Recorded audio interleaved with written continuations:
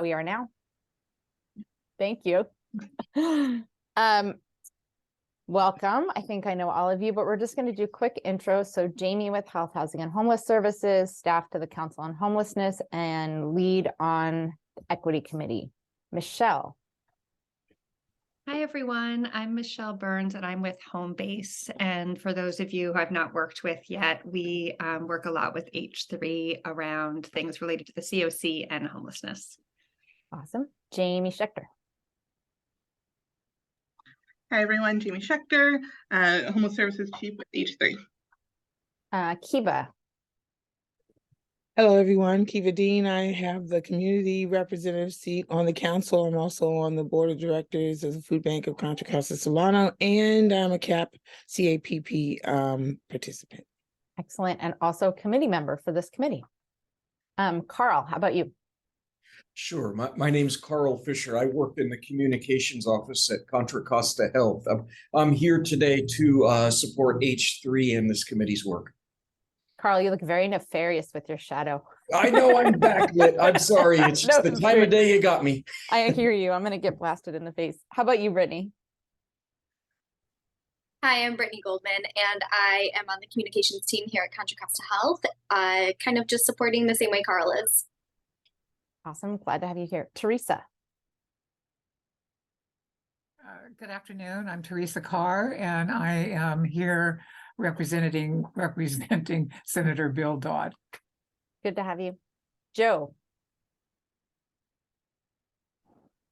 Hi, everyone. Joe Bruno here, peer support specialist with Delta Peers, also the lived experience advisor seat on the council. And I am currently driving through the state of Washington. And I tell you what, it is cold up in these parts. Yes. Oh my gosh. Well, I was like, you're in a tin can. That explains why. Well, drive safely, please. Caroline. Hey, good afternoon, everyone. Can you hear me okay? Perfect. Yes. A little under the weather, but newer to the H3 team. I am the new policy and program manager, and also office mate there with Jamie, as you can see. Thank you for keeping your germs at home today. I'm grateful. Yes. And Juno, let's have you introduce yourself. Hello, everybody. Juno Hedrick here. I'm a YAC member and a member on the council. Pronouns are she, her, or they, them. Yeah, there's a sickness going around. I've got a little something too. So everybody stay healthy. I got tea here, so it's been helping clear the sinuses out. I'm sorry, you got the crud. Just do you mind mentioning what YAC is, just so people know? Yes, YAC is the Youth Action Council. It's comprised of youth, mostly actually transition age youth. I don't think there's anybody younger on there. And essentially allows for environment to collaborate and uplift each other, and also have a voice to have a youth voice to express in policy changes and stuff like that. So, and when we do conversations like this as well. So excellent. Yeah. And Juno will be transitioning into a lived experience advisor seat out of the youth seat for next year, but will still be on the council. So very happy about that. I wanted to take a minute. We have minutes from last time, which were pretty light. So just wanted to see if anybody had questions or comments or anything related to the minutes from the last meeting. I think we were just focusing mostly on sort of editing the work plan. Great. So what I want to do now is turn things over to Michelle. Michelle, are you good to go? And you're going to share documents, is that right? Cool. Yes. Great. Great, thanks. Well, nice to see everyone again. I'm Michelle Burns with Homebase, and I wanted to talk to you all today about the COC complaint policy and some proposed revisions we'd like your input on from an equity lens. So I thought what I would do is first give a little bit of background about what this complaint policy is, the purpose of it, and a potential equity lens framework that we can use to talk through the policy. And we have about we have a handful of proposed revisions, and I'd really just like this group's input on how these revisions sound to you, if you have questions about it, and if we are, really, or if we're hitting the mark in terms of making sure that this is a fair process that's accessible to people. Michelle, I wanted to make sure you saw the tool that we attached to, just in case you needed it as a rubric or something. Yes, great. So, and I will, in a little bit, I will actually pull that up. Let me first just give folks context, like a little bit of history on the complaint policy, and then I'll pull up that framework, which I think can be really helpful. So in your materials also was the complaint policy with proposed revision. So the idea with this, in some communities, it's called a grievance policy. We call it a complaint policy. It's the same thing. And basically it's the purpose of it is to make sure that participants in COC programs, so programs funded by the COC, have the ability to escalate complaints that they have about their particular program to a higher level. So basically, in this case, to the COC. So all COC funded providers are required to have their own internal grievance policy.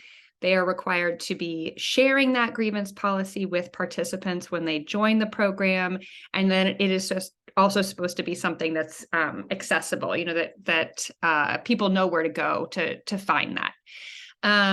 And what the COC policy, COC complaint policy says is basically if a current or former participant has a complaint about the services that they received or didn't receive, a denial of service, if they feel like there was an issue of discrimination, they would first go through the internal complaint policy. And if they're dissatisfied with that resolution, then they have the option of then filing a complaint with the COC. And that's the process we're going to be talking about.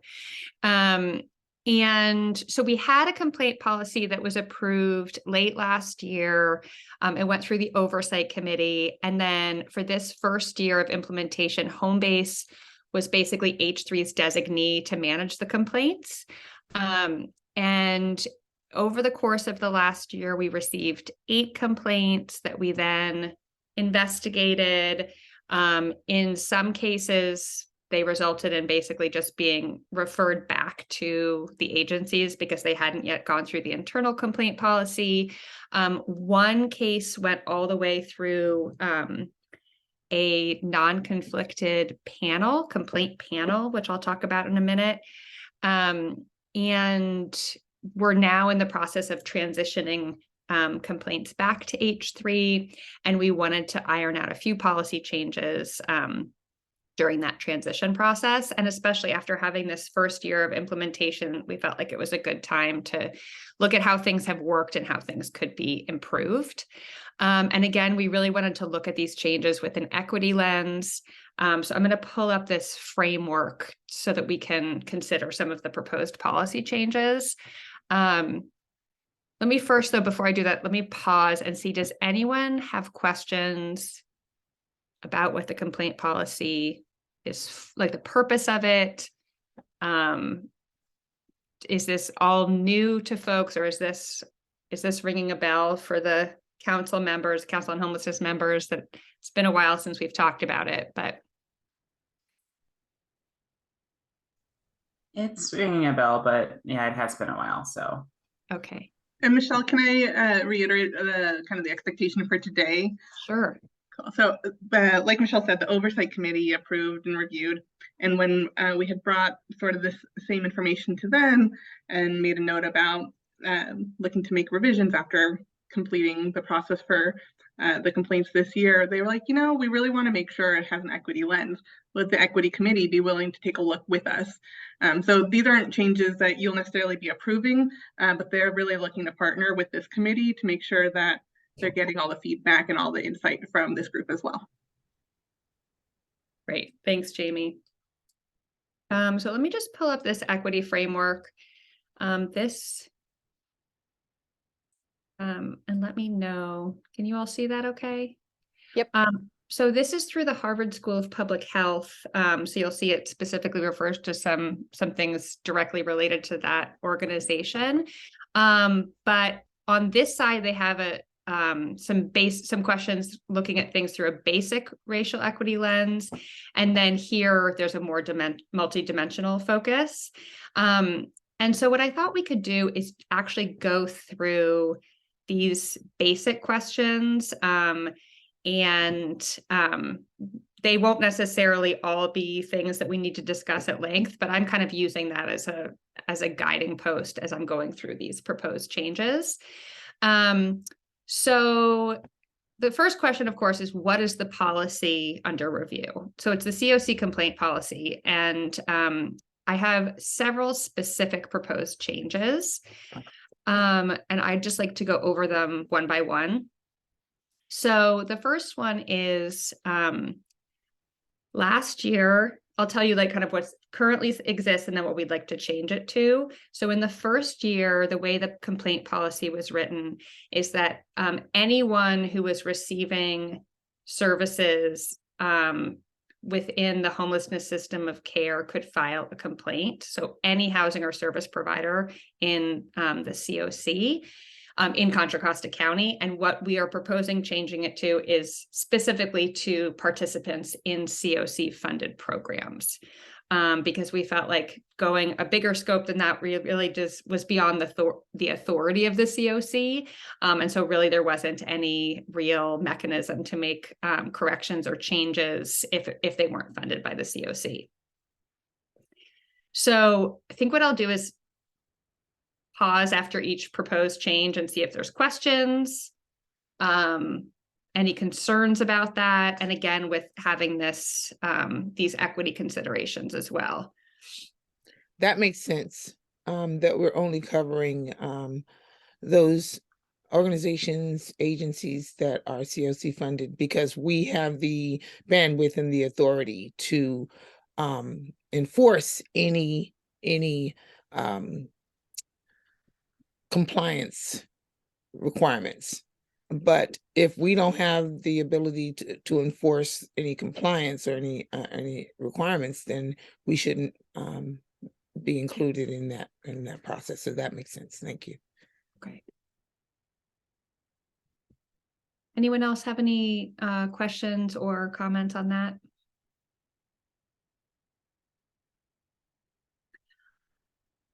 Okay, I just also want to make sure I'm not missing anything on the, thank you, Jamie. Okay, the second proposed change is related to the way that people can file a complaint.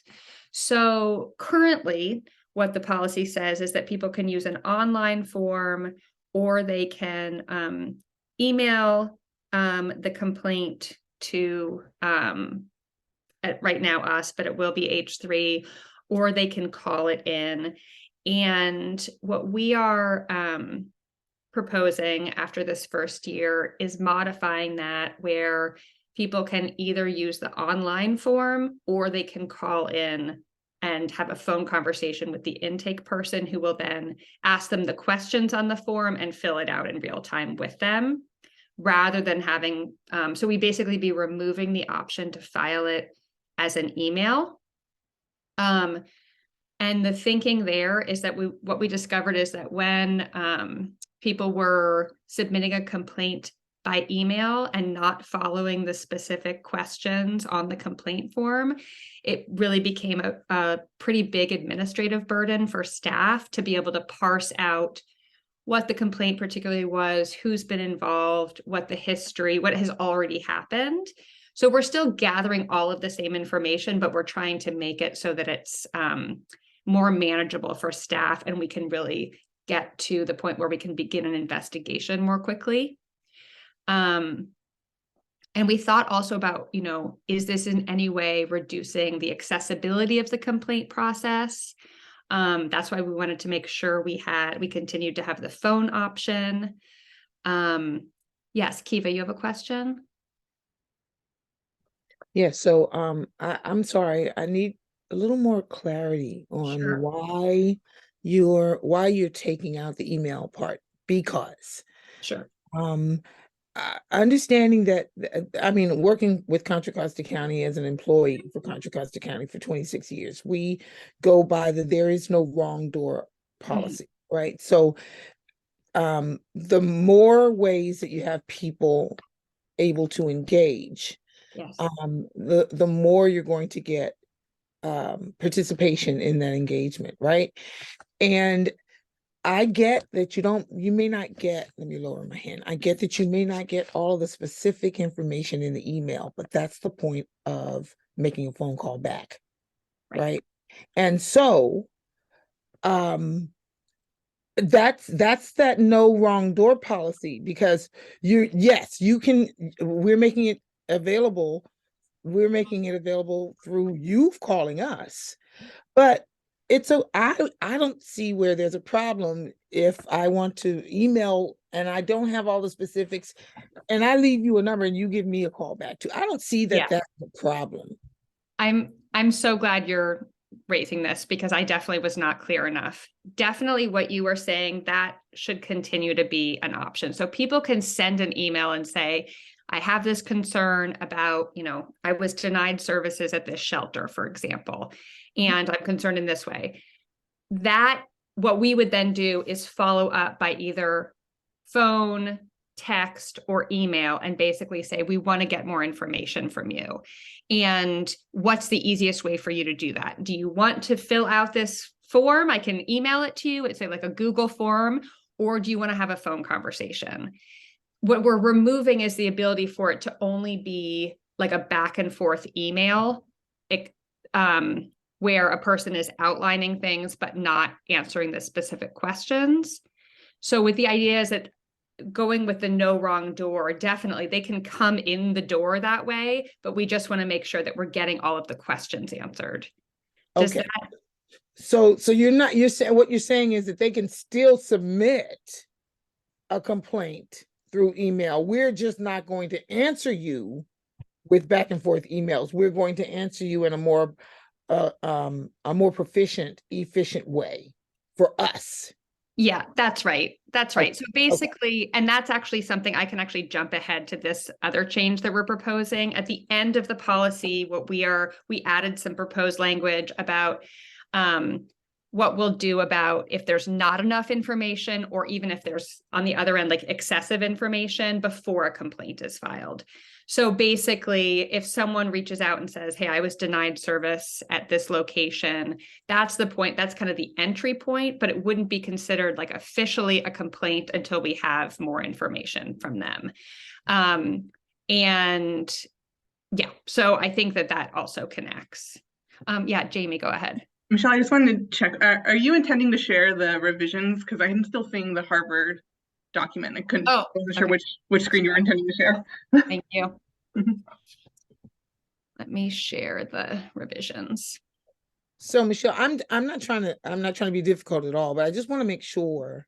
I mean, as a consumer, as a 61-year-old Black consumer, if somebody says, I'm only going to be able to file my complaint through telephone and sit on the phone for 30 minutes waiting for someone, or they answer immediately and then they put me on a 30-minute hold. Yes. That's frustrating. And us older people, we don't particularly like to do things by technology. However, we also don't trust, right? So I'm just being real. So I might email you the complaint and then make a backup phone call. Yes. You get what I'm saying? So I want the option of doing both, because what if I really am stressed about this and you don't get back to me on a phone call? I need you to have the information now. So I'm just being on the ground floor. Yes. And Kiva, in practice, how this works is it's Shelby or I doing these phone calls. So definitely not putting people on hold for that half hour or anything like that. And I think what you're saying is totally still in line with the changes that we're proposing, is that someone can make that initial opening contact through email, and we'll, work to arrange that communication, whatever way is most convenient for them. But what we've experienced without these sorts of revisions is that we get kind of a lot of back and forth, and it's really hard then to determine, wait, what's the initial complaint? How many complaints do these 30 emails equal out to? And do we need a separate one for, this one against this agency and then this one with this agency? So we're really trying to just streamline it and make sure that we've got a process that can kind of gather all the material as much as we can up front, while still keeping it low barrier for the folks who are engaging with it. Excellent. Thank you. Thanks, Jamie. Any other questions about that proposed revision? Okay, this next part, so this, I now have up the proposed, the policy, and then the comment section is where we have highlighted the proposed revision, which is basically this part we've just spelled out more clearly what the role of H3 is versus the COC complaint review panel. So the way that it works is people can, consumers, participants in COC programs can file a complaint against their program. And then that will go to the COC. In this case, it will go to H3, and H3 will investigate it. If there's a complaint filed against H3, then that actually goes to a complaint panel, and that is comprised of 2 members of this Council on Homelessness board who are non-conflicted, and we have a conflict of interest policy and training that goes along with that. But that way that panel will look into any sort of complaints against H3 so that there's not that conflict. Any questions about that? Okay, I'm gonna, apologies, I know scrolling is not great. Okay. We have here discussion around resolving complaints. So an example of a resolution might be, in some cases, it might just be, hey, you don't have the correct policy. The resolution is you have to update your policies and procedures. It might be, it looks like this participant was actually terminated from the program without cause, so they should actually be reinstated. What we had in here that we are planning to remove is the ability to say that they would no longer get funding if there is a finding against them. Basically, if there's an issue, a complaint is not going to result in someone losing funding as a result of the complaint process, just in terms of like what authority this group has. It definitely could be something that shows up in, for example, a monitoring report or in the COC notice of funding opportunity, like that type of thing. So it's not like it's being hidden, but as a direct result of the complaint, there's not going to be specifically the ability to remove funding. Any questions about that? Okay. We already talked about the complaint panel. And then this is just a section where we moved some language around, but nothing has changed. Oh, I see. Rachel, you have a question or a comment? Yes, I do have a question just with regard to what you just said about the complaint not resulting in a loss of funding. Is there a specific threshold for the number of complaints that would be lodged against a specific provider that would lead to a more formal removal of funding or just a more formal process in general for really taking a closer look at their service? Mm-hmm. Yeah. Or is that too big of a question? Sorry. Yeah, I mean, I would actually ask Jamie Schechter if you have any thoughts on that one. No, I don't think we would want to box ourselves in with a number of complaints.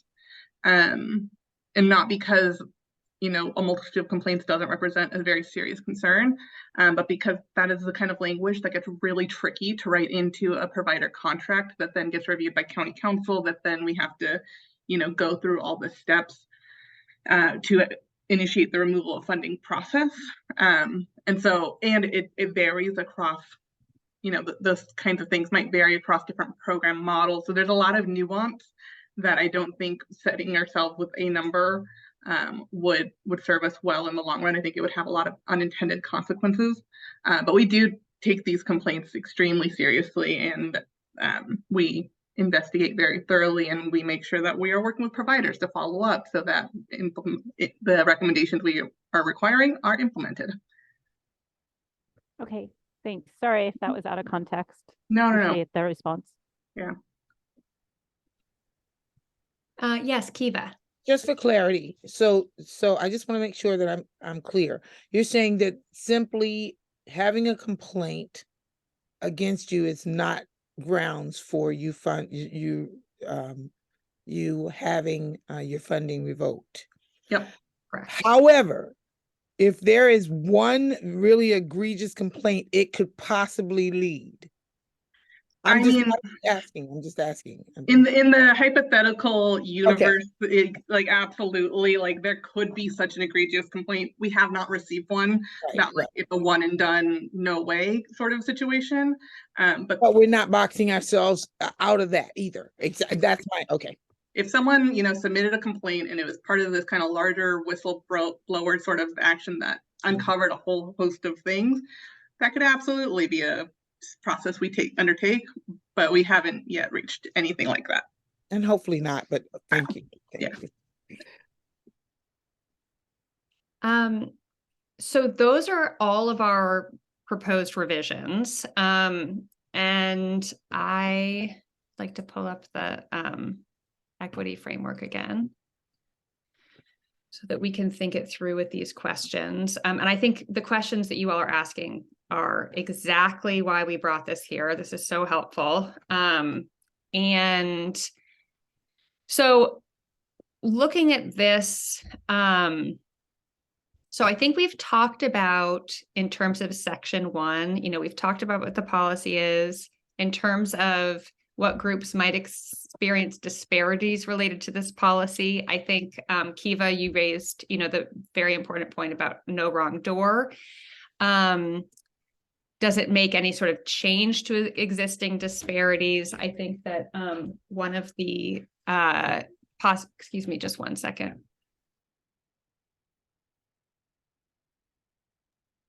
Apologies. So I think that there's not necessarily exacerbating, but I want to pause there and see if anyone here thinks that there's concerns about potentially exacerbating existing disparities within the system from these proposed changes.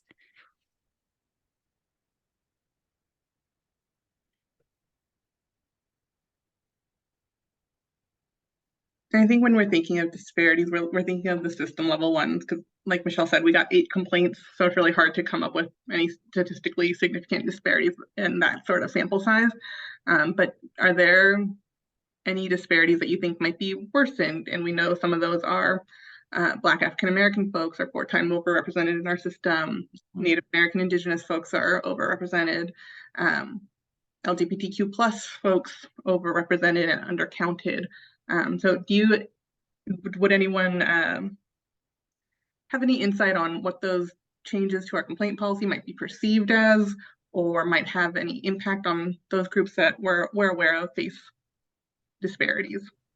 Do we keep, and we don't have to, I'm not advocating that we do, but I'm not quite sure if it would matter. Do we keep a record of the group member that is actually making the complaint? So for instance, do we keep a record of how many Black people make complaints, how many LGBTQ people make? I'm just asking. That's a great question.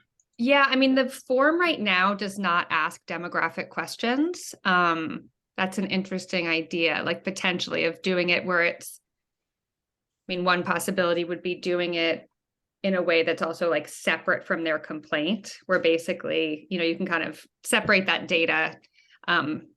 And so that we can keep statistics, for example, yes, on like, what is the race of people that are submitting complaints? What are other factors? Disability status, for example. Yeah, it doesn't have to be connected. I'm not specifically thinking that the race or ethnicity or whatever has to be connected directly to the complaint, but I believe that we should be keeping a statistical record of how many people are making complaints in this group, how many people in this group, and then we could possibly look at the true any true disparities. You get, because we won't know if we don't keep a record. I mean, if we only have 8 complaints and all 8 complaints come from the LGBTQ community, we need to know that. Mhm. So Yeah, that's one thing that Michelle just for our purposes kind of on the back, and we could maybe look at HMIS data, since most these folks are participating in COC programs. We have that information on the back end. Yeah. That's right. And we would just take a look at our like kind of release of information and just see if that's something that we include in there. I think that's a really good point. Yeah. That's a great idea, Kiva. Thank you. you're welcome. Yeah, that's really, thank you, Kiva. Let's see. In terms of the next question is really, is there any sort of benefits or consequences for the affected groups that, you know, are planned or unplanned? And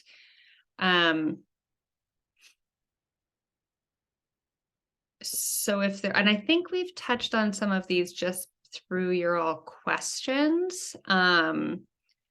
Again, in terms of the accessibility of the process, what the potential resolutions can be.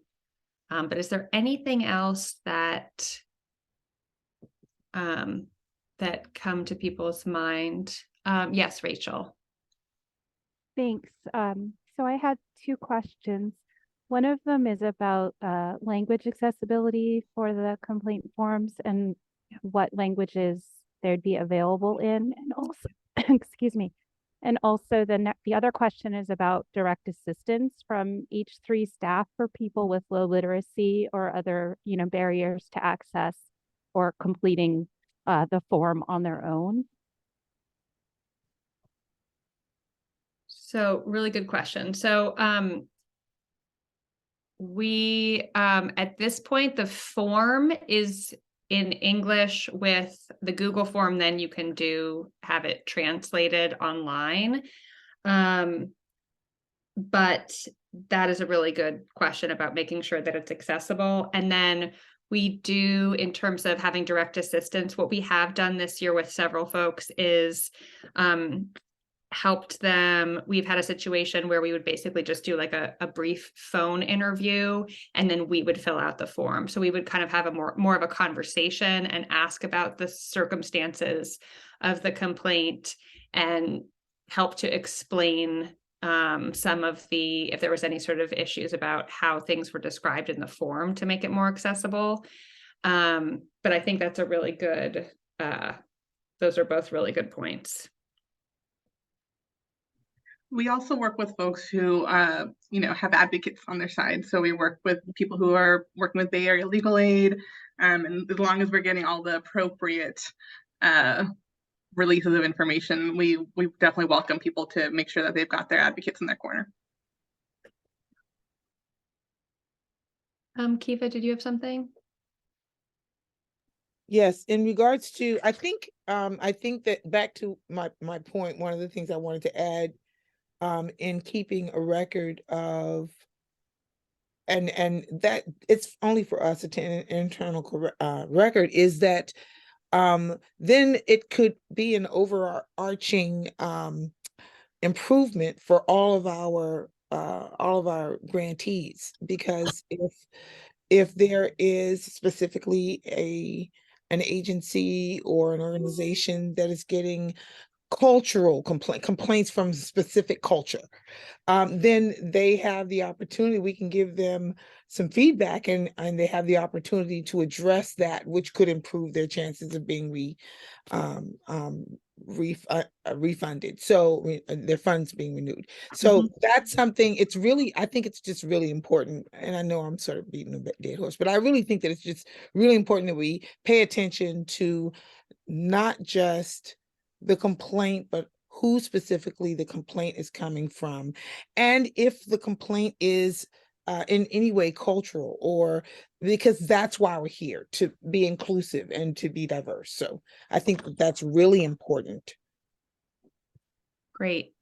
And just want to acknowledge what's going on in the chat here. So Joe, yes, when you're talking about having multiple complaints against one agency or one worker, having a way to hold them accountable. And one of the questions in the form or in our process is asking of the person, both the complainant, the person filing the complaint, but then also the person or agency under investigation, is this the first time this has happened? And this type of complaint, a complaint against this agency, a complaint against this person.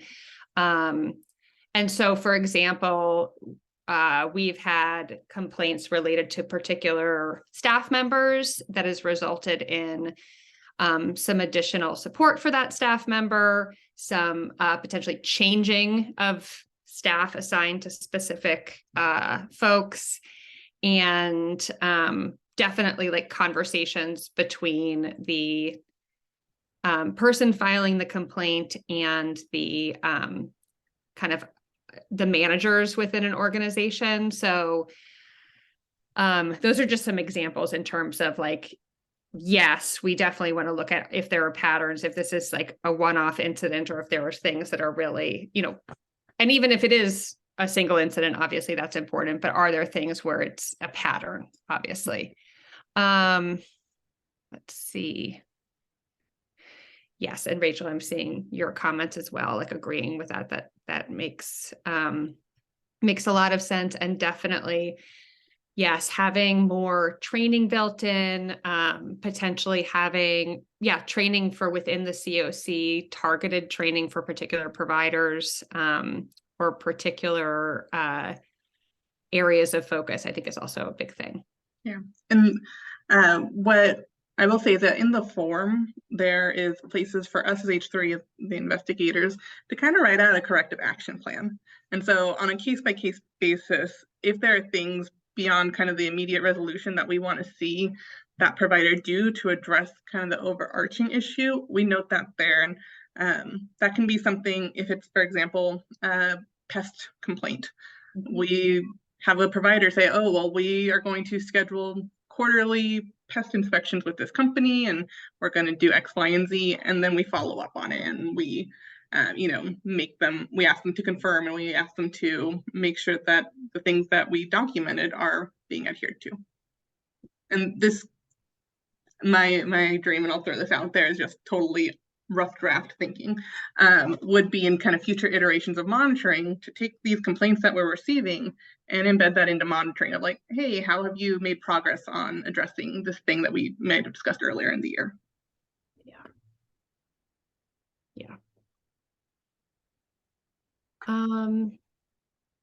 So I'm keeping notes of the suggestions and questions so that we can, try to incorporate this thinking into these revisions. And so basically based on what I'm hearing, it sounds like the general things that might be considered would be collecting demographic information either directly through the complaint or through HMIS. If it's through HMIS, just making sure that we're getting consent from the person filing the complaint about having that information, making sure that people have accessible, that this is accessible both in terms of language and also in terms of level of language, and that it's, making sure that they can understand, it's understandable. Also making sure that people are aware that they have access to direct assistance from H3 to assist them with completing the form, and including really thinking through our trainings, COC trainings that might be helpful based on what comes out of these complaints, and then also potentially doing a linkage with the monitoring process. So that's all really helpful. Kiva, is that a new hand? Okay, yeah, go ahead. Sorry, I'm sorry. I have a lot of questions. Oh, no, it's great. Jamie, when you have made out our, I can't recall what you call it, but I sort of cheat sheet for instance, for last month or in November when we did the cheat sheet for Homeless Awareness Month, do you put in the complaint information, where to complain or where to submit complaints on that sheet? Because sometimes people don't know how to submit a complaint. So we need to make sure that we're making the information, just like for homeless awareness, we need to make sure that we're making the information accessible to everybody and very easy to get, very easy to get to.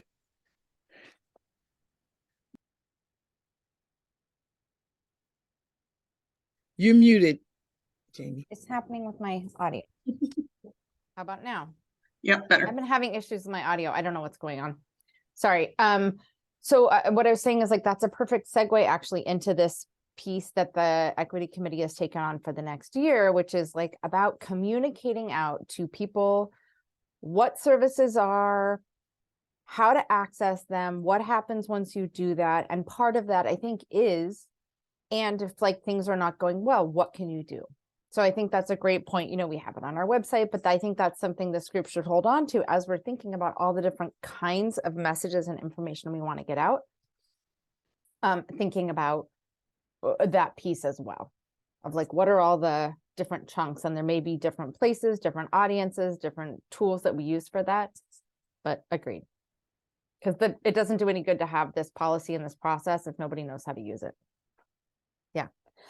And the other thing I want to just put a finer point on is like, always we're encouraging folks, you know, to like check in with the agency that you're receiving services from and like do that process first. And if sometimes people will reach out to us at the COC level, and that's one of the first questions is, have you like directly handled, you know, it's almost like on the playground, right? Like, have you gone to talk to the person directly? Have you guys tried to work this out? If not, then we can get involved. So that can all be something that we can think about down the road for messaging, but agree. Michelle, do you feel like you have what you need? Or are we at a place to move to the next section? Yes, thank you so much, Awesome. everyone. Really appreciate it. Yeah, and I'll be signing off shortly and appreciate everyone's input. Thank you. Brittany, I know you've been, sorry, we brought you in and then had you hanging out for a while. Brittany's here partly with with our county communications team to help us think through like what kind of resources they might have available and to help us think through our master plan for the year. So I'm gonna pull up, hold on one second. Let me just figure out which thing I want to pull up first. I have too many documents open. Let's go with this one. Okay. Actually, hold on. Sorry. Let me stop sharing and I'm going to just share my whole screen and we're going to. So what we are going to work on hopefully today and finish is this master work plan for the Equity Committee. And Brittany, just to orient you and anybody else who might have forgotten over the last month, which is totally understandable.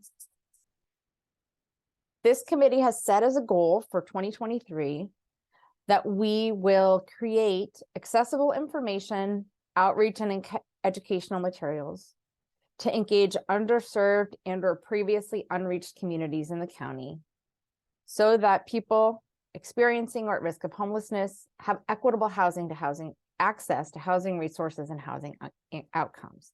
Basically, we want to make sure like at the very beginning, we're making sure everybody has the same access to information and the same understanding of how to even get started as just like a foundational place to start. We've had a couple meetings where we've talked through kind of in a quarterly lens, like what we might need to do quarter by quarter to get to that goal. And we've talked some about SMARTY goals. So I'm just going to pull that up in case folks are like, what the heck is a SMARTY goal?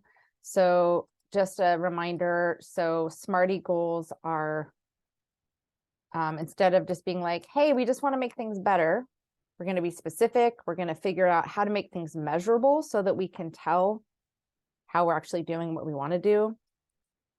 We want to be ambitious, right? We want to stretch, but we also want it to be realistic. So we're like not going to magically solve homelessness or make sure everybody knows everything, but we could figure out some ambitious but realistic goals. We want to make sure they're time bound so we know by when we need to do the things. And then thinking about how to make this inclusive, right? And equitable. So thinking also through some of these goals and how we're going to do things with an equity lens. So figuring out who are we bringing to the table. And as you saw in this last exercise, like does this have a disproportionate impact if we do it one way or another? What does it mean if we do or don't bring different people to the table? So any questions about SMARTY goals? Or where we kind of are at this point? I want to flag that in the packet, we posted this document that has essentially sort of the draft, and you'll see it broken out by quarter.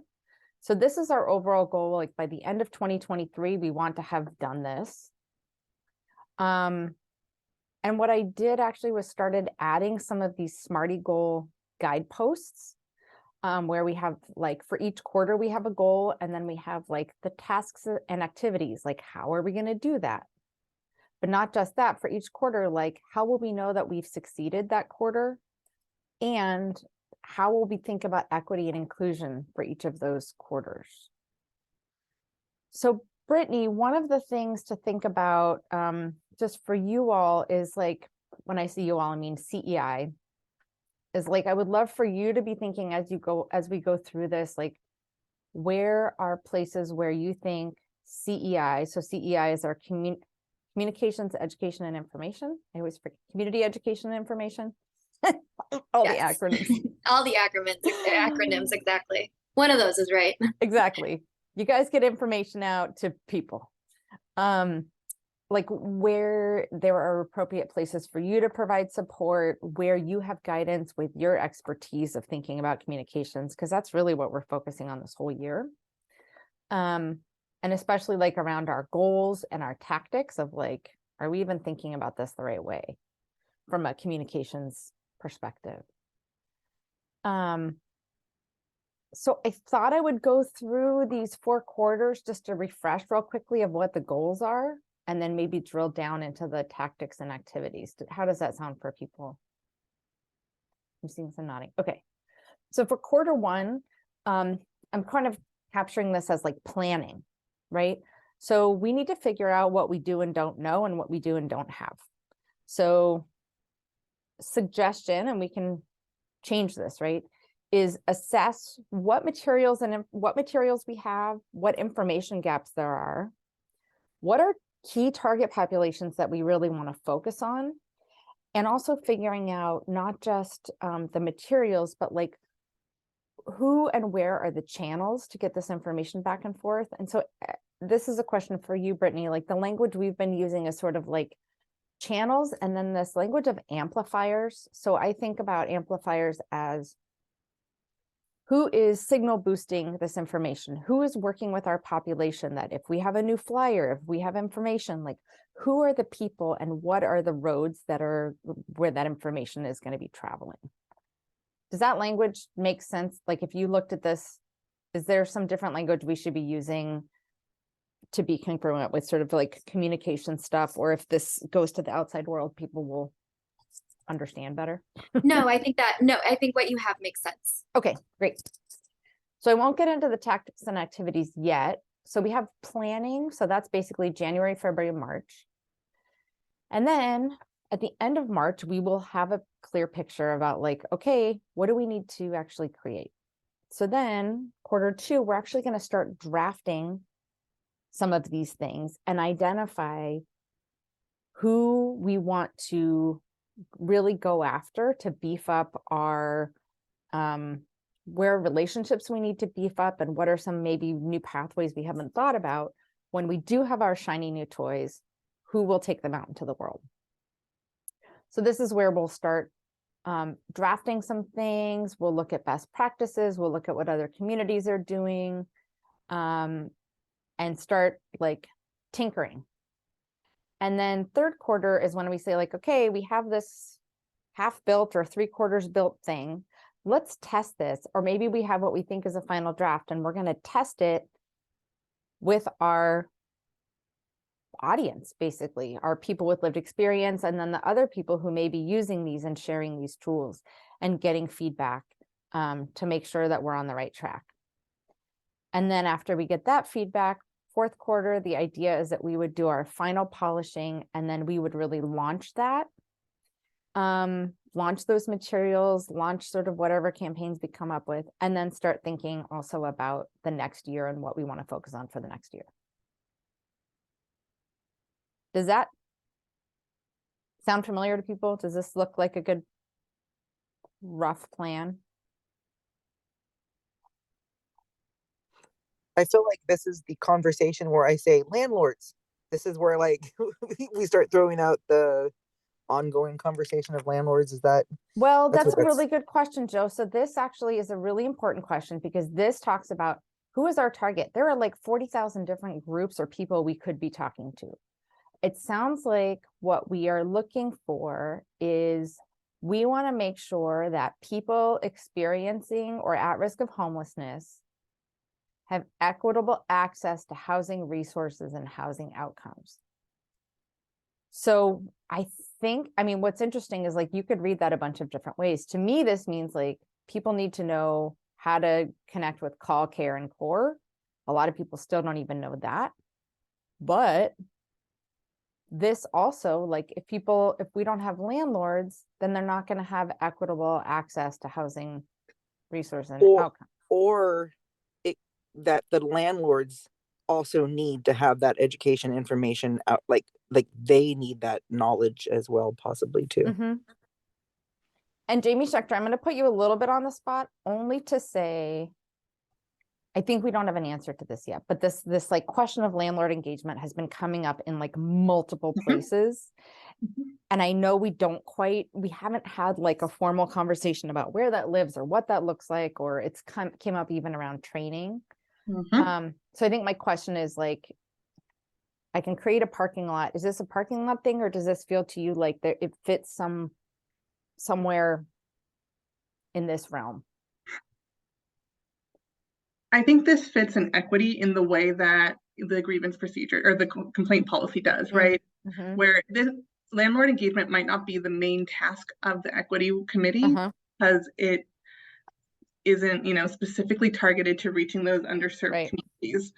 But there might be times when wherever it ends up, it might end up with oversight as a program model, or it might end up path as a strategy to reduce unsheltered homelessness, et cetera, et cetera. Wherever the bulk of that ends up, those groups might be like, hey, equity committee, here are the things we're thinking of suggesting. Or I, in each three, might be like, hey, let's consult with the equity committee on the Measure X applications we received for projects, and have some like specific questions and review that we might want this committee to do. Does that make sense? For an on the spot, off the cuff answer? Yeah, I know. Absolutely. I put you on the spot. Okay, I think that's how we got here with the complaint process, right? Because like that's the same thing. Yes. Yep. Excellent. So I think one of the things Kiva, I think, has been waiting for a second. Sorry. Go ahead, Kiva. No, Thanks, that's Jamie. okay. That's okay. When I read that, and I know each one of us has our own vision and perspective. When I read that, I see numbers. And the reason why I say I see numbers is because if 68% of all homeless persons or persons at risk in Contra Costa County are Black, how are we building into the system to address that? It isn't just about, so now I'm talking, I just talked numbers, and now I'm talking qualitative. How are we reaching that 68% of Black people? Are we reaching that 68% of Black people with 72% of white or non-Black staff? who Mhm. really may not be able to reach or speak to them. I'm not saying that that's true, but I'm saying that studies have shown that we tend to connect with people we look like, right? And so if 72% of H3 or COC or 72% of the core team is white or non-Black, and then we have to reach 68% of the Black people to get them to buy into using the system alone. I mean, we can't do equity until somebody who needs the system accesses the system, right? It won't be equitable if all the white people access the system and none of the Black people access the system. It's not just about equity of numbers, but it's about convincing those people in need to trust enough to access the system.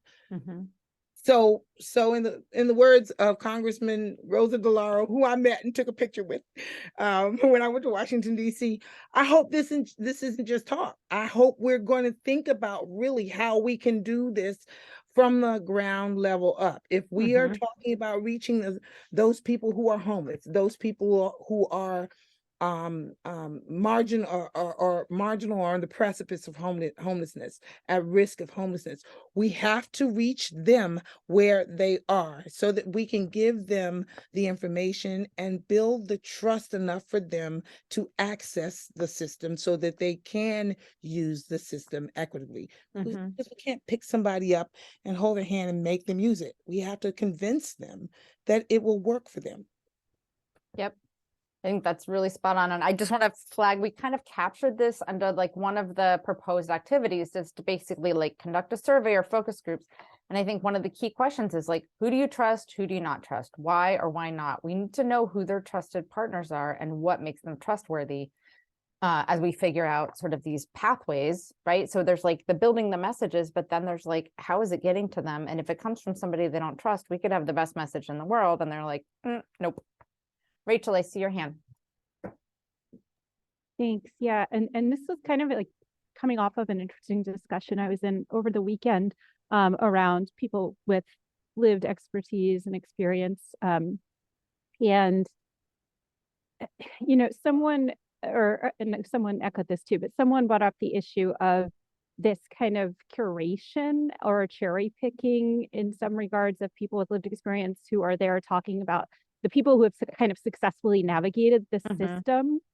And the person speaking, you know, was someone who wasn't doing very well navigating the system. And, you know, for them, a credible messenger would be somebody who is having those same issues, right? It wouldn't necessarily be a person with lived expertise who's kind of like gone through the steps, as frustrating as they might have been, but kind of come out the other end and secured, you know, whether it's interim housing or whatever kind of process or outcome we're looking at. But they were, you know, they were speaking specifically about trying to bring more of what they called kind of unfiltered or uncurated voices and experiences into the room. So I guess I just wanted to flag that in terms of recruitment for the people with lived experience that are coming to the focus group or are serving as channels or whatever these different roles as well. Like that's really important to look at. And on that same note, I don't know, I think there's one part up there where you say specific population, where you're talking about the people with experience and you're saying specific populations and how to kind of organize, certain connections, identities, geography. Is involvement with like justice involved youth and justice involved adults, are those specific areas you guys have looked to bring in? Yeah, I mean, I think we do have that is a population that we sort of keep as like a known population that we focus on and have special resources for. So like veterans, transition aged youth, families with children, folks that are involved with the criminal justice system. So yes, definitely. And so that might be, you know, this to me speaks to sort of like how, when we do this recruitment for this focus group, is like making sure that we are looking at those different pieces. But there's this other piece too of like, at some point, so let me just go through some of the tactics and activities just to do like the broad brushstrokes, because I tend to go right to the details because that's where it's a little more specific. But let me just walk through some ideas about in this first quarter, things that we could do to get us to this goal. So for assessing the existing educational materials, basically like this is something staff can do, right? Pulling together like all of the things that we currently have in place that we use. Pulling together a list of all the places that we as like H3 or providers are putting out information to the community. Like that's pretty basic, right? This is like pulling those things together. The information gaps, I think, is actually going to come out during focus groups. So I think actually I'm going to just kind of move this stuff into the orders in which I think it might evolve. So thinking that we would probably want to do a focus group or something with like at least what we would consider amplifiers, right? People that are currently using the stuff that we have, but also maybe people that aren't, and find out, or agencies. And so there's some questions here, which we don't have to like solidify right now, but basically, you know, finding out like what information do you have? What information do you not have? Where do you get your information? What would be useful? What kinds of tools would you use? You know, do you want radio ads? Do you want a flyer? Do you want a PowerPoint? Do you want, what kind of things would be useful for you? Doing a similar thing with people with lived experience, right? Asking a lot of these questions of like, who do you trust? Where do you get your information from? What do you need? Are you getting what you need? So getting that kind of feedback. And then from that, I think we would get sort of a list of like who the current, because we might have a list of amplifiers, but then we might hear from these other people like, well, I really trust such and such an organization we've never heard of. We don't have them on our list. So I think that list of amplifiers, I sort of think of those as like the targets for the highways, right? To get the information out. That will come organically. We know some, but there also may be some that come out of those surveys or focus groups. And then one of the things that I want to make sure we focus on too is like, okay, so how will we know that we have done these things, right? Is it that we have, and Jamie, this is where I might lean on your brain, your like planning brain of like, what would be good measurable, good measures for this quarter, right? If we're looking at and so I started to actually put this in here, right? So like just putting in numbers, like, do we want a focus group? You know, do we want to talk to 5 people? Do we want to talk to 30 people? At least starting to nail some of that down in terms of a scope. So this is what I'm thinking potentially for quarter 1. Would love to get input. And especially Brittany, like if, as you know, like as you're launching sort of an education campaign, which is kind of what we're talking about, like, are there things that we're not even thinking about that you need to do in the beginning of this kind of a thing to find out what you don't know? I think one of those activities that I would want us to do as well is reach out to our partners and see what they already know. Because one of the things I want to avoid is collecting information through a survey or through a focus group on things that people have already told us, and that we know are true. And so I want to be sure that, you know, if EHSD has solicited information from people, or they've already identified an amplifier that has really been helpful in helping them recruit foster parents, for example, that might be a good thing for us to be like, hey, maybe we should try that and target it for homeless services rather than foster parents. So that's just a total example.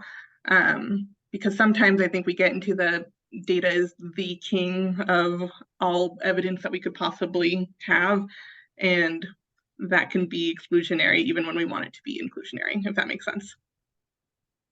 So did I capture this here? Like reach out to partners to see if they've already done this kind of research already, this sort of Like, Or if they've got strategies we can replicate. If we don't have to start from step 0 because they've already connected with this really great amplifier who helped them get 10 more foster parents in, let's see if we can do it too.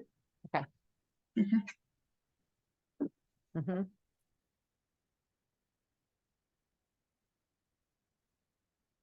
And I do want to also be careful of overcommitting us, right? Yeah, exactly. This is a lot for a quarter.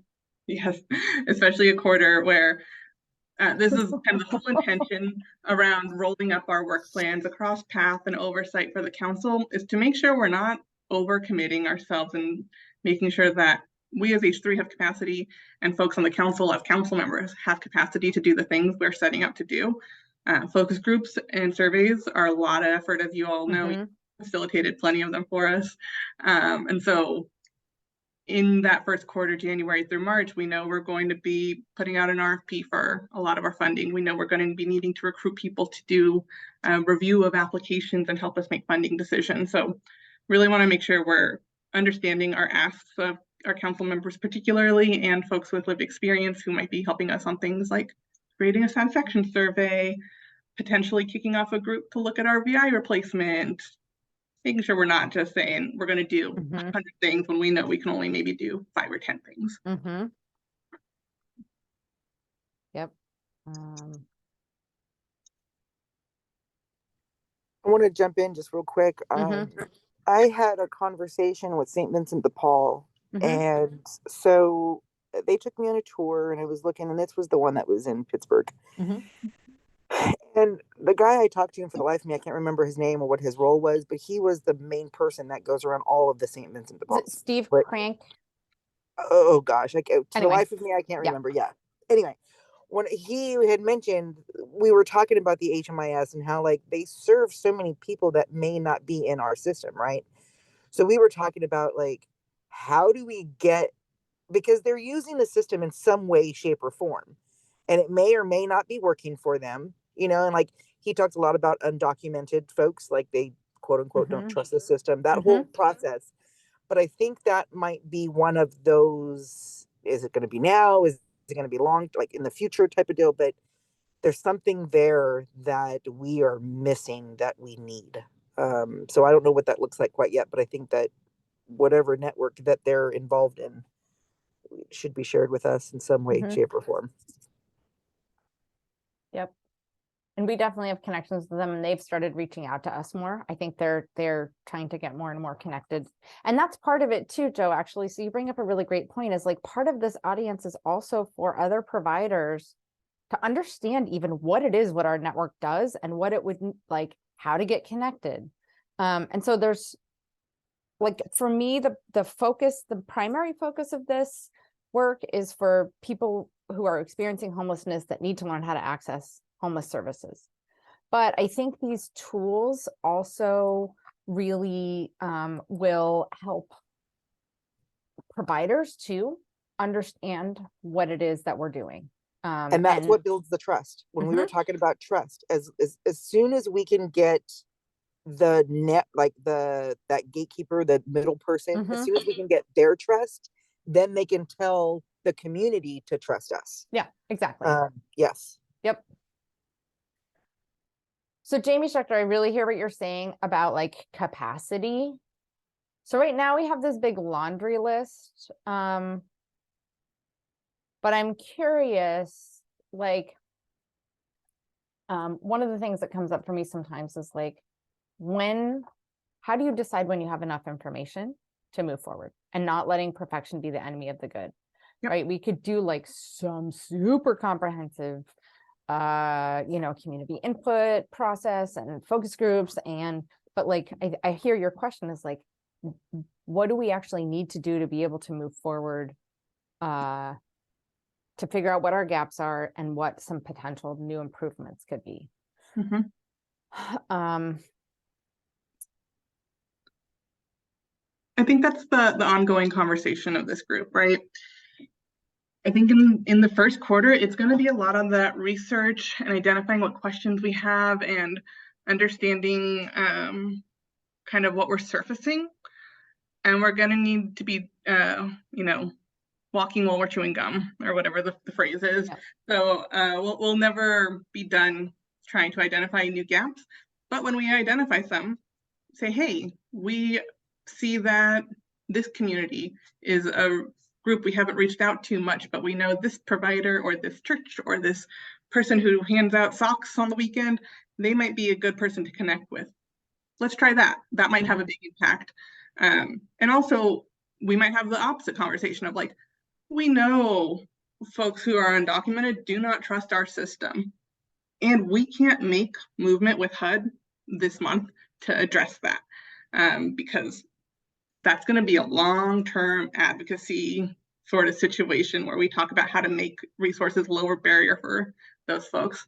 And so what can we do to bring them in a little bit more, to build that trust a little bit more, while also acknowledging we need to be doing long-term work on the larger issue at hand.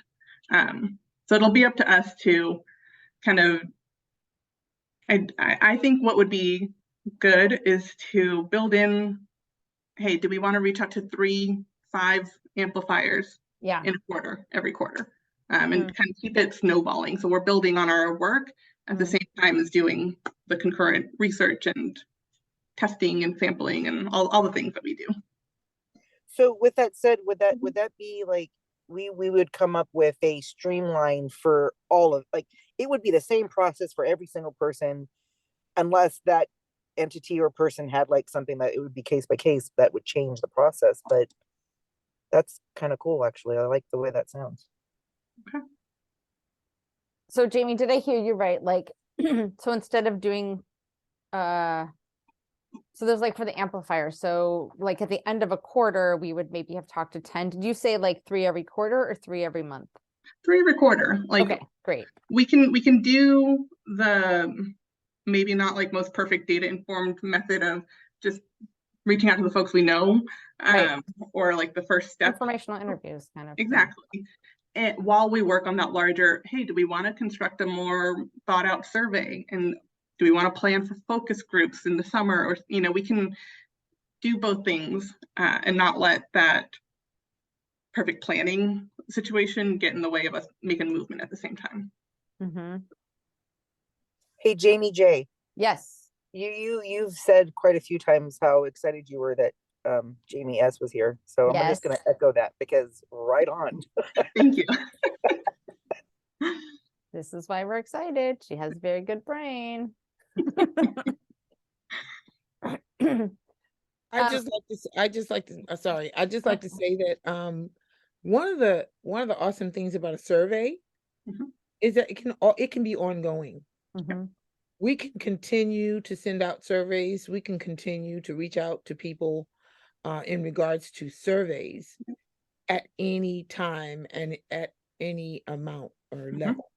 So the survey is one place we can get a very rich and robust amount of information over time. And please understand, and I think that a few of us are here, please understand that we are all some type of resource. We're here because we're a network.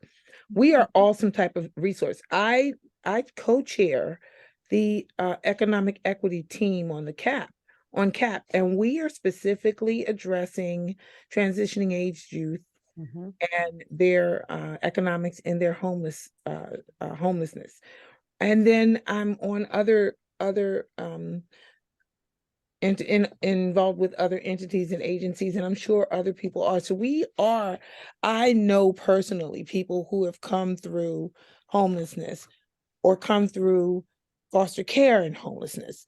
Do you get what I'm saying? Or so we're all resources. So we can get, and so I said that to say that a survey for those people that we know that are professional and have lives and have everyday stuff, we can still send a survey out and have them fill out a 15-minute survey and get some very rich information.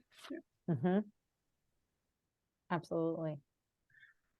And to that point, Kiva, there can also be things that, like, you know, you call 211, press 1 to fill out a 1 or 2 question survey after your call. And like we could look at how those sorts of processes can be built in so we can be continually collecting that data. And you're mentioning kind of the networks that you all have, and makes me kind of think of the analogy of a nonprofit, right? That their nonprofits raise money, they fundraise, and they use their board to have those kind of conversations of how to, you know, connect with their network to bring in more funds and more money.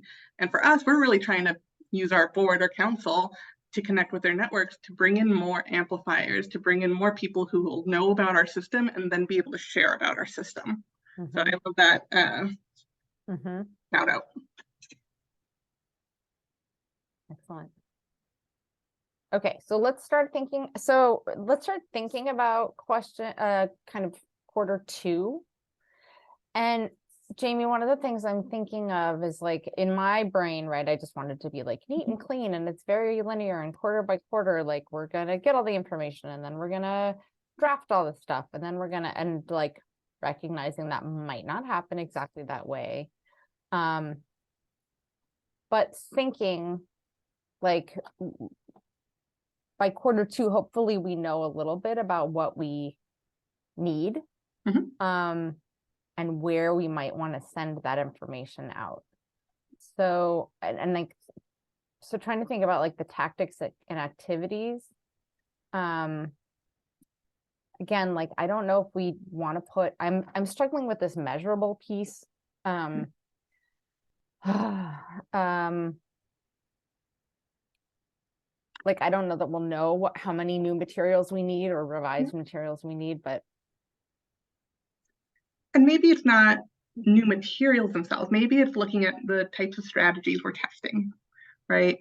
Because maybe our flyer is actually really good, and the strategy we need to test is connecting with 3 churches in East County who we haven't previously connected with, and sharing their the flyer and having a conversation with their staff.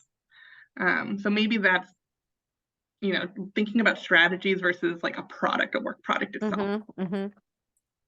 Joe, I see your hand up, and then Rachel. Is there any way to get, because I know the one flyer, right? Is that the flyer you're talking about, that one flyer? It has the 3 sections. So is there a way to get a list or an outline or of who gets that? Like, I understand that you blast it out, that it's public, but I think what I'm asking is like Jamie just said, like, I want to know who's missing out of that. Like, how do we know who is receiving that flyer, I guess is my question. So that I think goes to that first quarter where we're doing the assessment of like, who are our established channels that we know we're sending stuff out to, and then like maybe where are we missing. So hopefully by the end of Q1, we'll have a pretty good sense of who has that flyer. Okay, so then my next question, okay, that's great. So the next question is then when we talk about material, when we talk about, you know, because that's what we're doing, getting more information and education, right? So when we talk about that stuff, that isn't created yet, right? Because the only material that we actually have is that one flyer. Well, no, so there's other stuff. Material? So Q1, we'll pull that all together. I mean, because there's also like, there's audiences that I have whole PowerPoint slide decks that I use when I talk with other amplifiers. So that's Q1, we'll pull all that together and be like, okay, here's the universe of things that exist. Here are the people that have seen some of this stuff. So there's like 2 pieces for me of like, are these tools good? Are they conveying what we want them to convey? And then B, are they going to the right people? Are there people we need to get this stuff out to that we don't already have? I'm seeing it as like kind of these 2 pieces of like the materials and the channels. Does that track, Joe? Yeah. Rachel, go ahead. Yeah, so one part to build off of that, that resource list that you're going to create, is there any way to make sure, like, I'm not on the council, but I would love to see that list. Oh, like, yeah, it no, would be, absolutely. Okay.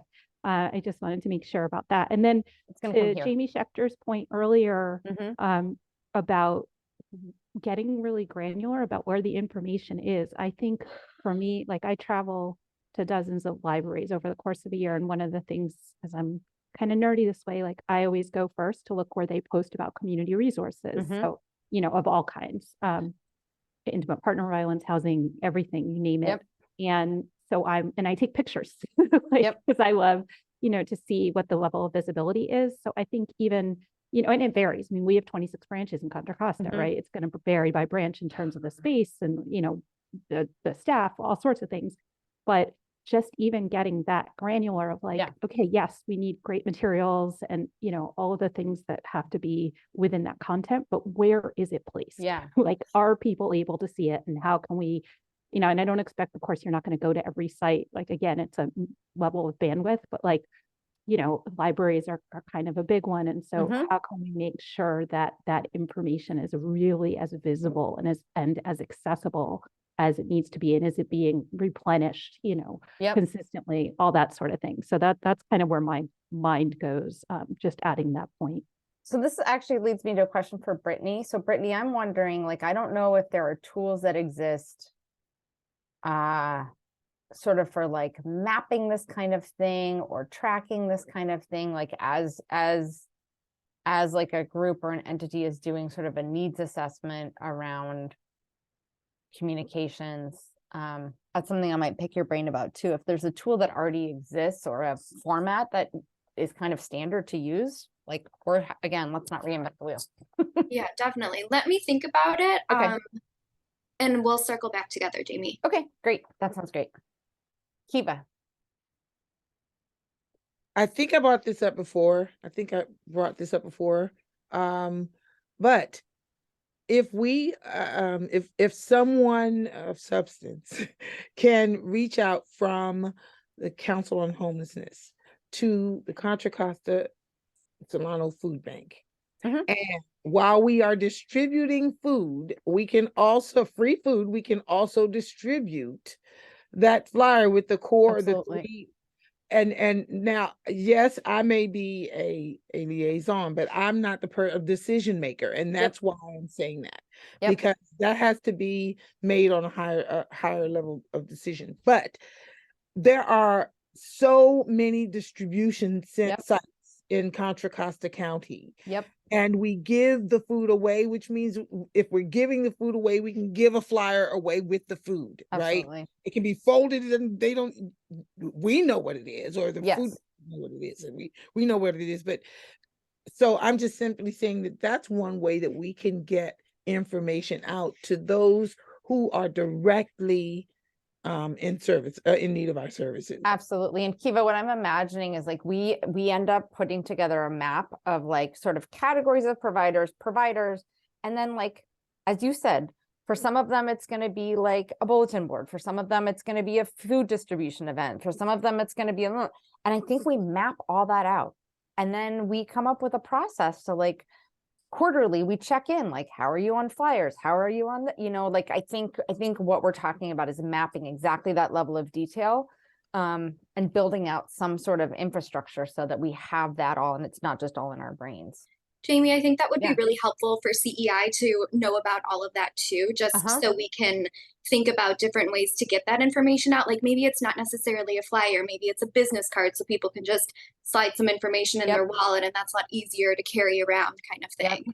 And Kiva, I love that idea. I used to work for Alameda County Community Food Bank on their communications team, and we would do a lot of those different partnerships with other organizations, and we had ready to eat bags. So I'm wondering if Contra Costa Solano has ready to eat bags intended for people experiencing homelessness, or maybe who don't have kitchens, or ways to prepare their food, and the flyers or the materials could go right in those bags, kind of thing. That's perfect. Yeah, we do have ready to eat bags for all sorts of areas in the county and some outside of the county, because we are a hub for Northern California as well. But we also have the No program, that's kids nutrition over the weekend. So we could put those flyers in those bags with the kids, so that the moms and dads can get that information as well. Awesome. Absolutely. That's great. I see Jamie's hand and then Steve. Yeah, I'm noting the enthusiasm folks have for the ideas of collecting their networks and writing it up. So I'm wondering if a good next step around that is maybe you and I, Jamie, can put together like a worksheet or a template and give people some homework. That's what I was thinking. Yeah.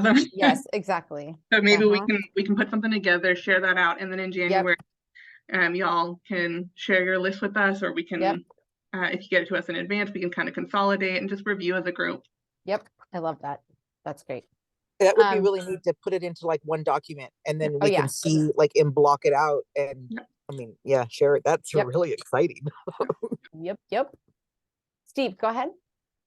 Yeah, to Kiva's point, I work at Martinez Adult Education, and we have we partner with Contra Costa Food Bank on Tuesdays, and we could do likewise with putting information into a bag that we give out.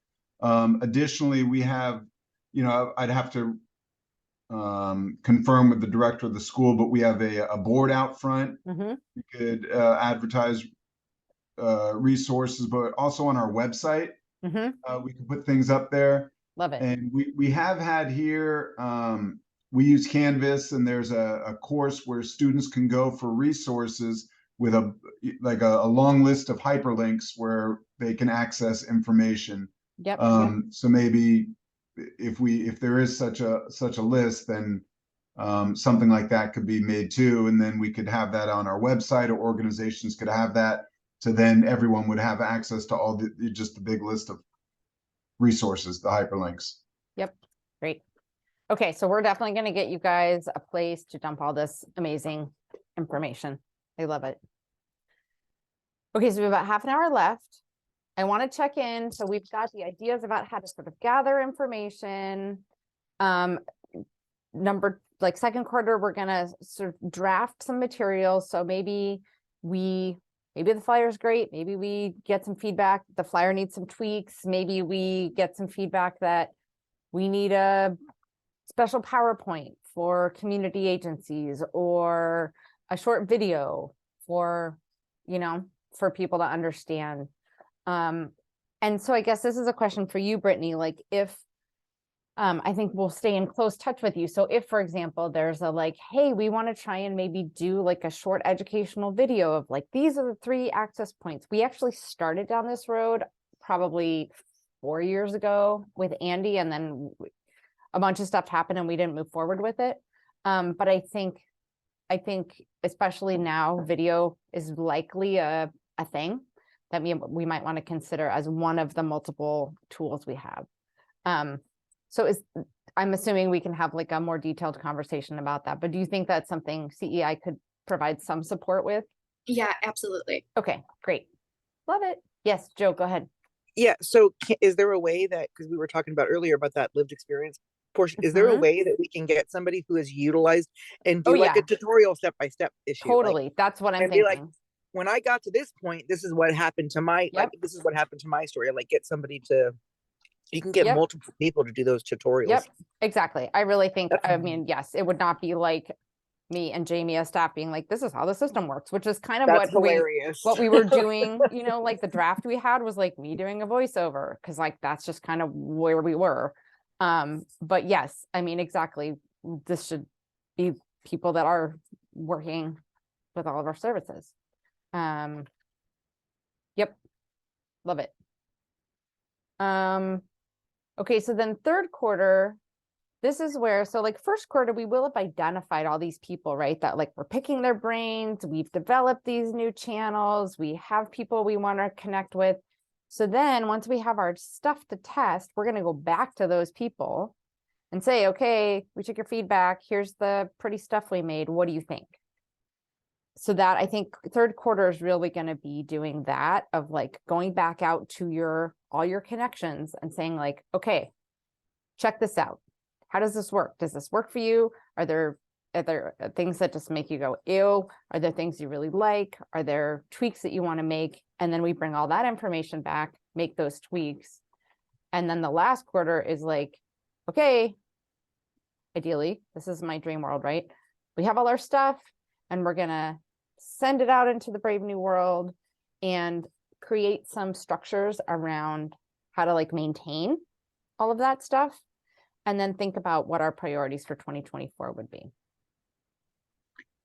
And these Good. parts of the year, I also want to just call out the capacity thing again. They Yep. feel like they might be, smaller lifts.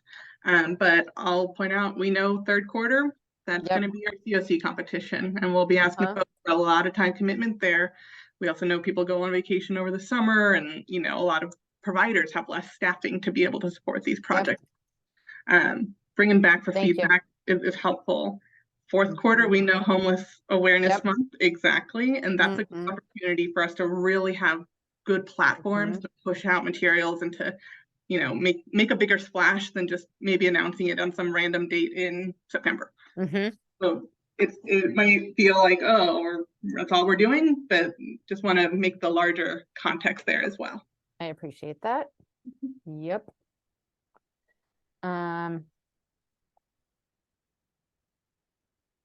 So I want to flag, so Jamie, thinking big picture COC, because you're the queen of all things COC. So this process is happening with all the other committees, and you're rolling up like the mother of all work plans. So I'm guessing like what you'll probably do is grab these like quarter things, but these like tactics and activities we're going to kind of have behind the scenes for ourselves, but that part is not going to be like in the master work plan for the world. Okay. I think I want to take a finer tooth comb, maybe thinking about like we spent a lot of time on quarter one because I think that's like the easiest place to start, but thinking about sort of measurable standards and then also like equity and inclusion. So these questions of like, can you imagine there being any unintentional disparate impact around power and identity? How might inequity or exclusion show up or for whom? So this is like, as we're drafting materials and identifying key amplifiers and channels, are there things we really want to hold on to as we're thinking about what we're drafting and who we're going to start connecting to?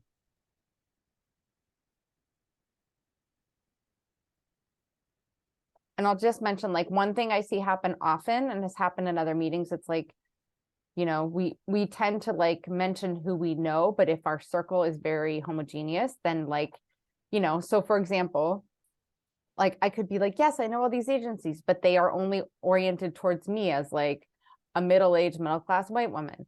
That, like if everyone in this group were sort of my same demographic, the network might not look very diverse. So are there things that we want to hold on to around like who may or may not be included that we want to be explicit about as we're thinking about identifying amplifiers and channels?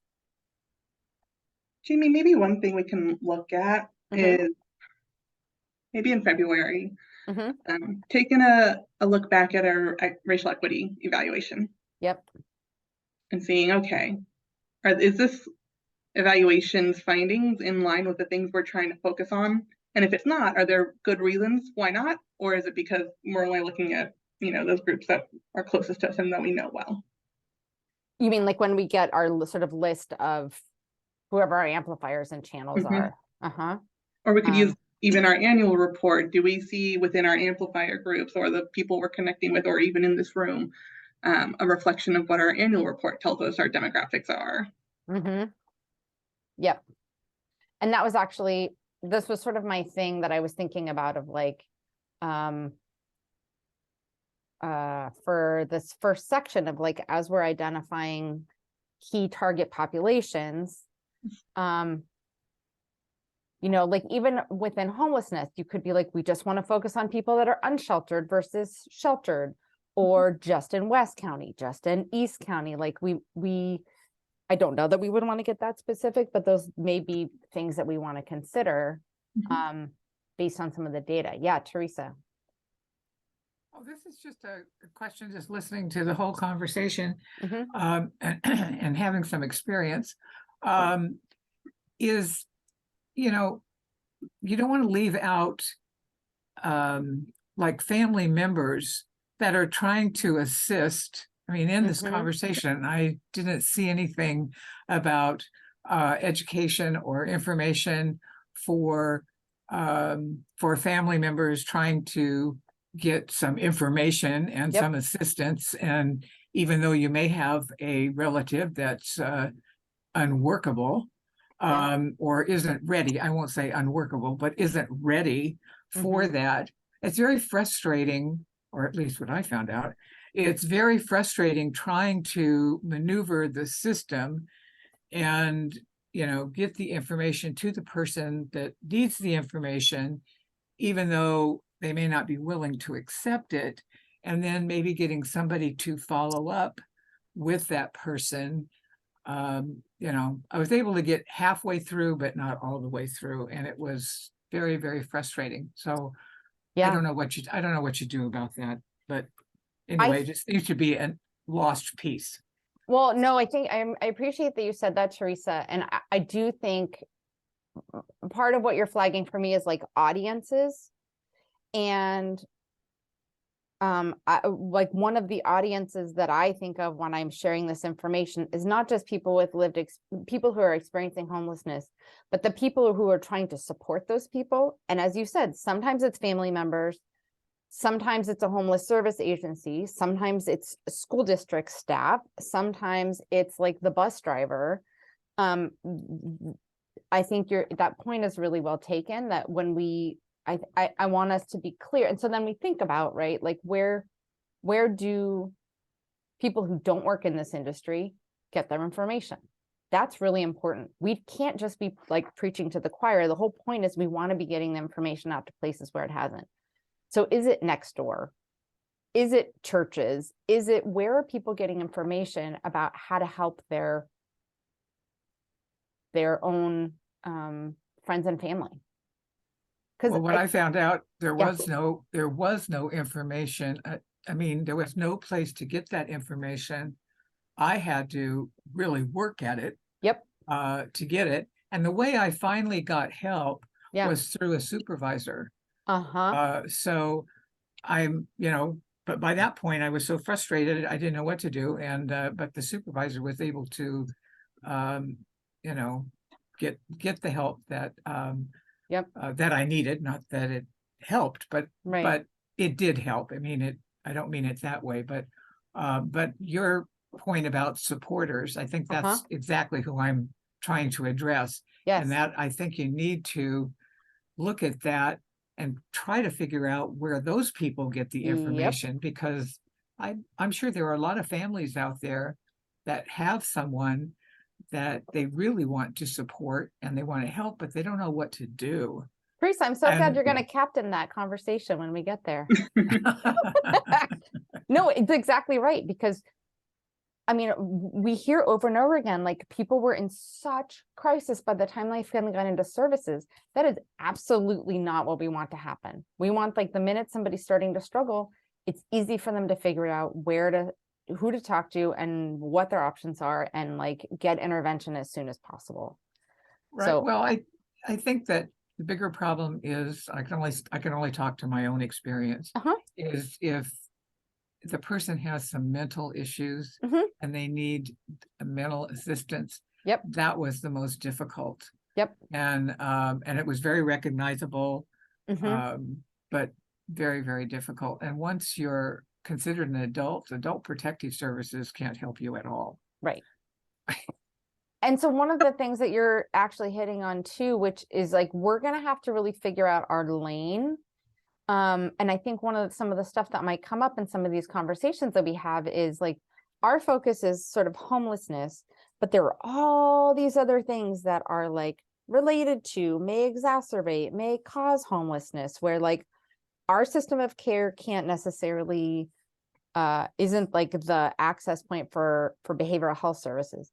But you should be darn sure that if somebody comes on our radar, that our access points are connecting people or providing resource in that direction. Yeah, go ahead, Jamie. I think what we'll also need to kind of work through the tension of is that while we want to broaden our communications and we want to make sure that everybody knows how to access resources, our community does not have enough resources. Right. We don't have enough housing. We don't have enough flexible dollars. Right. And that is the work that we are also engaged in. It is also happening concurrently. We are constantly trying to bring more, right? But we also don't want to pretend that all the feedback we'll get will be, oh, this was so great and so easy and I got exactly what I needed, because we know that we just don't have that.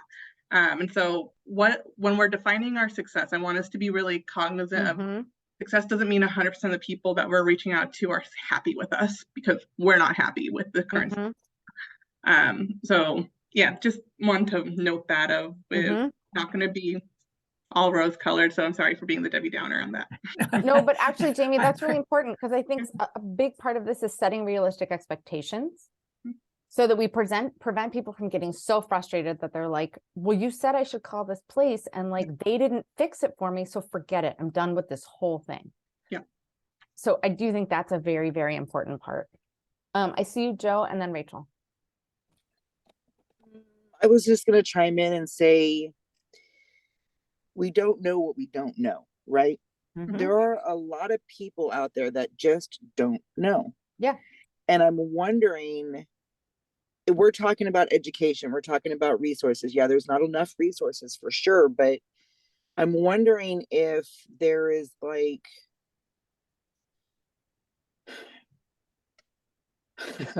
I'm thinking like a tutorial. I mean, I don't know what that, I mean, like, I'm thinking like, how do we, I lost my thought, of course, because I went down a rabbit hole in my brain. That was a train wreck in my brain. When it comes back, I'll be in the chat.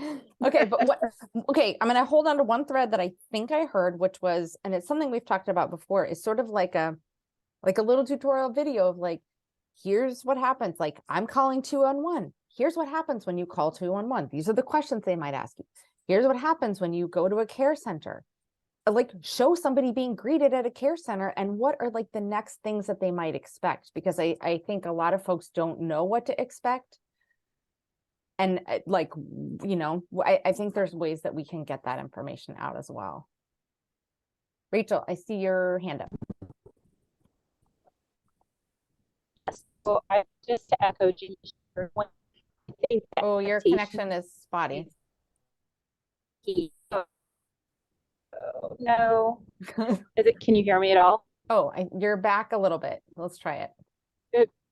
Back a little bit. All right, I'll try it. Otherwise, I'll put it in the chat. But just to echo what Jamie Schechter was saying around expectations, it's like the tonality, I think, is key too, because it's like, do you really want to be told, like, if you're in the city of San Diego, do you really want to be told that you're going to be on an 8-year waiting list? Like, yeah. Oh, we lost you. You might have to put it in the chat. Sorry, Rachel. Yeah. We can't hear you. Oh. Sorry. All right. So in that chat, I just put down in there, it's that like the people who are doing the teaching is the person who has gone through it. So I feel like okay, so I'm going to use me. Me. Lived experience advisor, peer support specialist, all of these hoorahs, right? Like, to build a bridge in between. There's that, I feel as if I personally can go to a library, talk to a librarian and say, hey, did you know that these resources are available and all I got to do is call 211? And then have a conversation to where then that conversation can get snowballed into the other librarians inside of so that's, we're students. I've been a student, so now I'm a teacher. So like, there's that dynamic of finding the amplifiers, yes. But then giving them the self advocacy, the self kind of, I don't know what that word really is, but that self kind of determination, maybe. Yeah, you have the authority to go spread the word. Exactly. Exactly. Yes. And to Joe's point, it's really and to piggyback off of Joe's point, it's really important that we have people with lived experience and people with lived experience who look like the people that need to be. That's Absolutely. extraordinarily important because again, it's not just about getting the numbers. We Mhm. have to get the numbers, but we have to meet people where they are able to get to the system or willing to use the system. Mhm. And if I'm a Black man on the corner, on the street, living in a tent, I'm sorry, but I'm probably not going to listen to a white woman tell me what to do. Mhm. Right. Mhm. And so we probably need some brothers out there. And I'm just being Mhm. real. Mhm. We need some brothers out there to talk to our brothers that are sitting, and they can at some point they may have been in the system, but the truth is that you don't want the blind leading the blind too much, right? So yes, we can talk to have some people who are still going through the system to talk to them, but we also want people who have been successful at using the system and getting through the system to talk to them about the real challenges of going through the system, but the possibility and the of success. Mhm. Right. And so you have to speak to these people. It isn't just about what they're going on or what's happening with them and what they're experiencing now, Mhm. but what the possibility of what can happen. Mhm. Right. And so it's really important that we have people with lived experience leading the charge. We are the ones that and not particularly me, but we are the ones that are leading the charge. But it's important that we are the ones that that are speaking to each other as well. Mhm. I think the thing I love about that is I think we talk a lot about creating kind of a menu of services for folks. Mhm. Everybody's got different needs and they'll want different services, and we don't want to be, continually offering services that people aren't interested in if it's not going to actually go anywhere. And I think to your point, Kiva, different people will need different types of support. Mhm. That could be someone who's walking the same walk as them right in that moment. It could be someone who's housed and has gone through it 10 years ago, and they're like, that's a different type of support being offered to them. So it's really about trying to meet people where they are and really center participant, client, whatever word we're using, choice and agency, so that they're driving their path to housing, to whatever resources they're trying to access. So I feel like we're at a point where we have a clear goal for the year and clear goals for the quarters. So we will, I will get that to Jamie Schechter and she will put it into the big, put a bow on it with all the rest of them. A very important question I have for this group is setting the equity committee meeting schedule for next year. Since you three, especially Kiva, Joe, and Juno, will all be on the council next year, does the second Tuesday of the month work for you as a regular? Like, does this spot work for you? If we did Tuesdays, the second Tuesday, and maybe we do it 2 to 4, whatever, but does the afternoon of second Tuesdays work? That works for me. And I'm I have to assuming, say oh, go ahead. that random hello squirrel. I love the update of the Zoom because the emojis are so much better.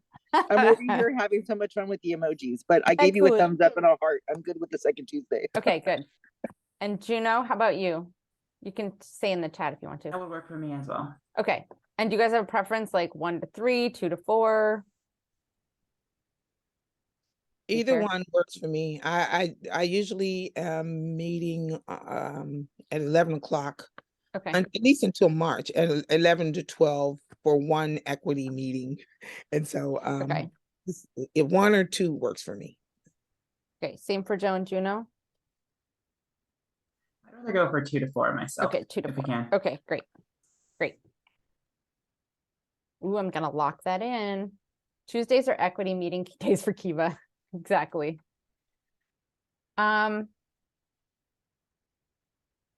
We have 10 minutes left. Are there any things that people want to flag, have captured? Jamie, I see you. just flagging our follow-up step is to create a worksheet or template for y'all to be able to brainstorm your ideas for network connections or groups, so we will be sure to do that and hopefully get it out to you by the end of the year. So you get a couple of weeks in January to do that brainstorming before our first meeting. And then since we're all here, we are having the Homeless Persons Memorial event next week. And I think most of you are involved in planning it. So I'm preaching to the choir and who's the choir director. We have a planning meeting tomorrow. Great. Thanks for that. It's shaping up. It's going to be great. Can I share something personal? Please. Okay, so the reason I'm in Washington is because I'm gonna go see my dad for the first time in 7 years. What? It's huge. It's a major family, like,